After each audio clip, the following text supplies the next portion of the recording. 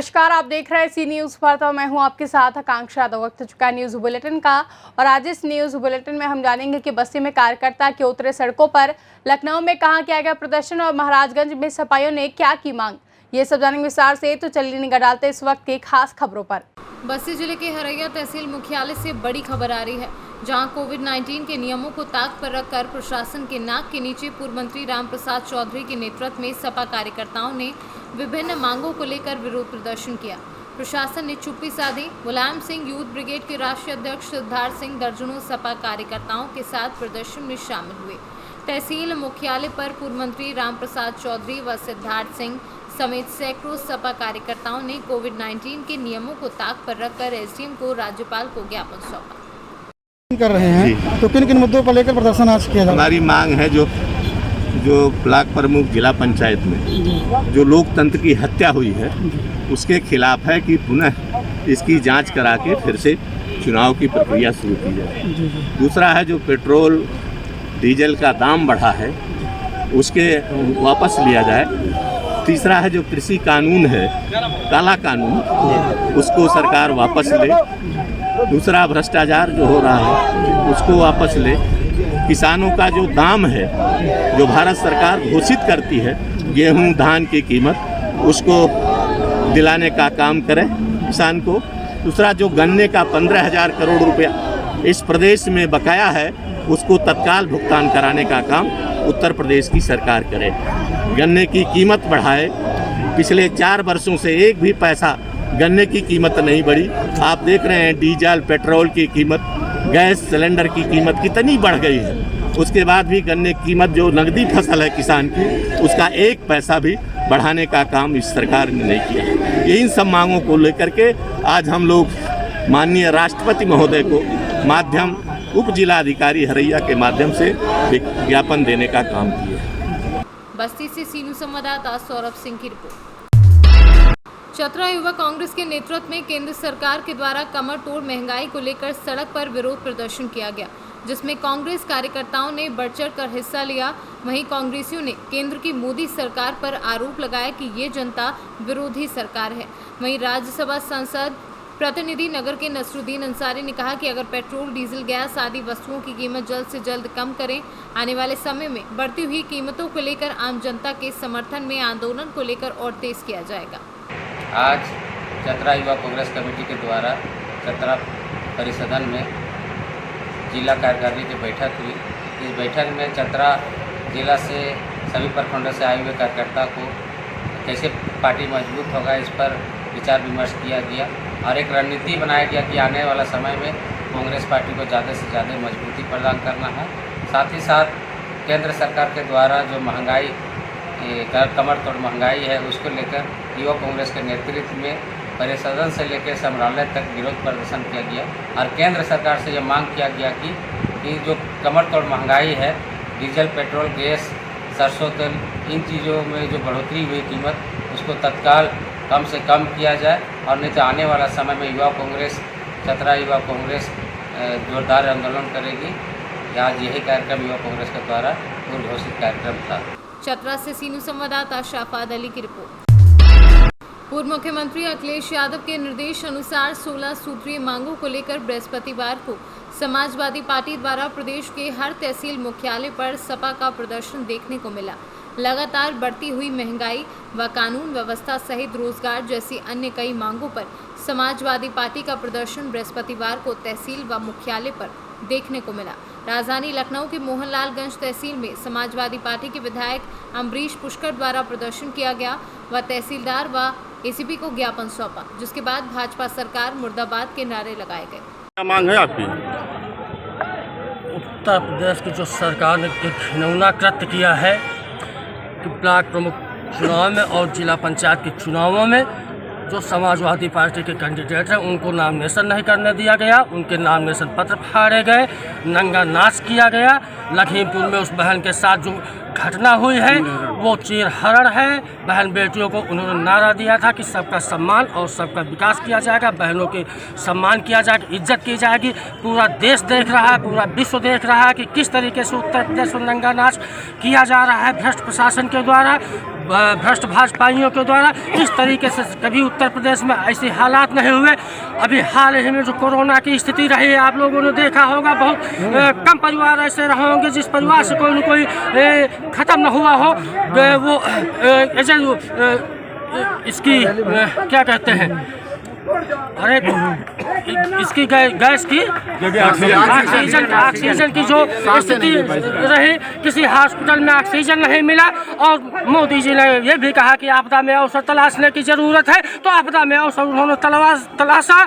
जो ऑक्सीजन 1,000-1,500 रुपये का सिलेंडर मिलता था वो 50,000, 60,000, 1 लाख रुपए तक सिलेंडर बेचे गए और वो भी मिले नहीं। बेमौत आदमी उत्तर प्रदेश का मरा है और तमाम इस तरीके से भ्रष्टाचार हो रहा है। नहरों में पानी नहीं है। जो समाजवादी सरकार में जो माननीय मुलायम सिंह यादव जी की सरकार ने किसानों के लिए ट्यूबवेल का पानी मुफ्त किया था, उस किसानों का 1,500 रुपये प्रति महीने के हिसाब से उनसे वसूला जा रहा है।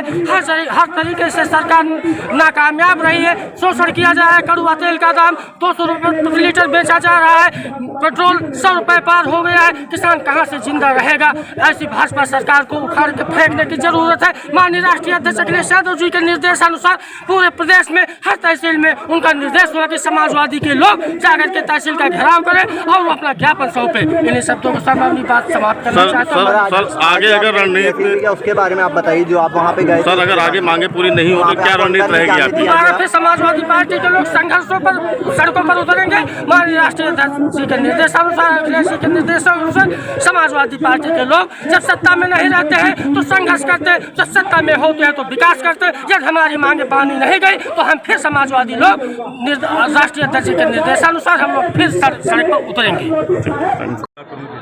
जिस प्रकार वोटों के लूट तंत्र किए गए हैं, लोग प्रशासन को लगा के वोटों पर डकैती डाली गई है और संविधान की खुलेआम हत्या की गई, ये काम केवल भाजपा सरकार ने किया। तो इसके विरोध में और साथ साथ जितने भी देश भर में जो डीजल पेट्रोल के दाम बढ़ रहे हैं, हमारे गरीबों की, किसानों की फसल नहीं हो पा रही है, किसानों की आय दुगनी नहीं हो पा रही, काला कानून ऊपर से उनके ऊपर थोपा गया है। सरकार ने 2017 के संकल्प पत्र में तमाम वादे किए थे, जिसको पूरा करने में सरकार पूरी तरीके से 4.5 साल बीतने के बाद भी पूरी तरीके से असफल हो चुकी है। सरकार ने कहा था कि हम 6 महीने के अंदर 4 लाख युवाओं को हम रोजगार देंगे, जो सरकार आज तक कर पाने में पूरी तरीके से विफल है। सरकार ने कहा था कि हम वृद्धावस्था पेंशन, विधवा पेंशन को हम लोग दूना करेंगे, सरकार वो भी करने में पूरी तरीके से विफल हुई है।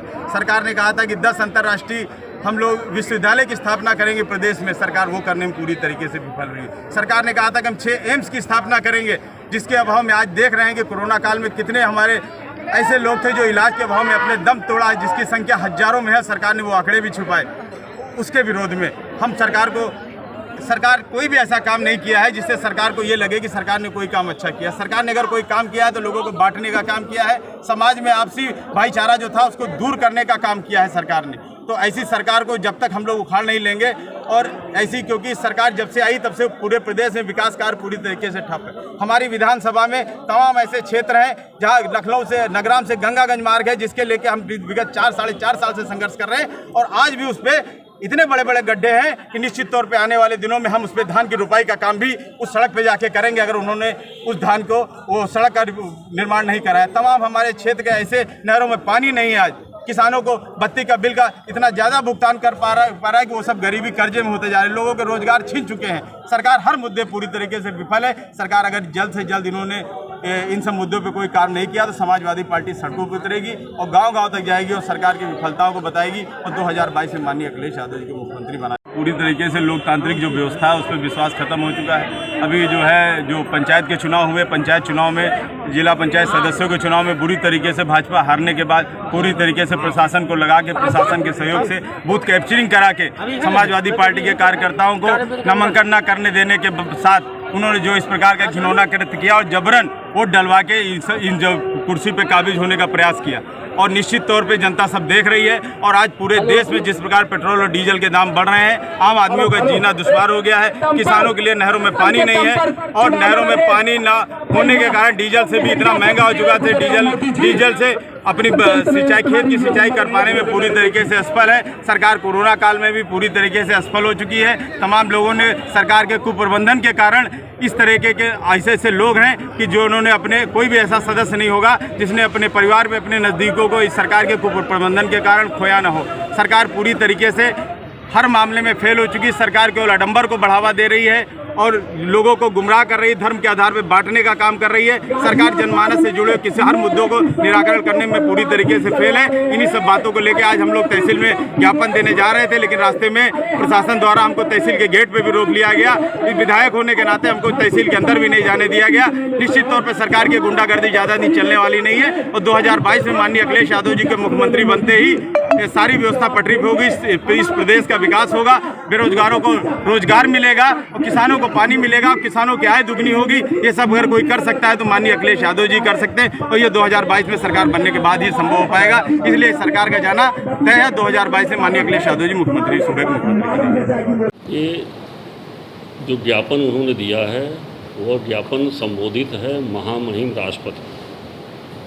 तो उनके ज्ञापन में जो कुछ लिखा है वो तुरंत जो है महामहिम राष्ट्रपति को भेज भी दिया गया, चला गया।